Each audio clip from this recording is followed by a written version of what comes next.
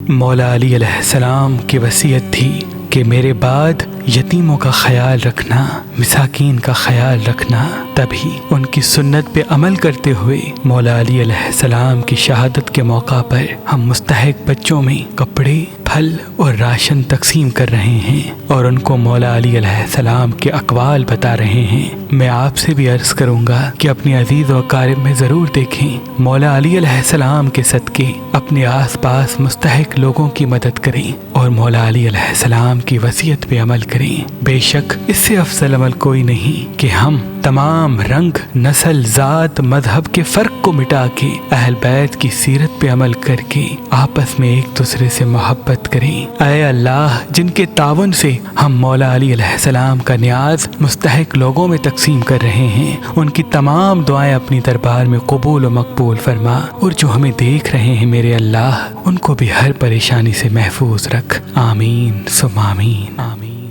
ثم آمین، آمین ثم آمین۔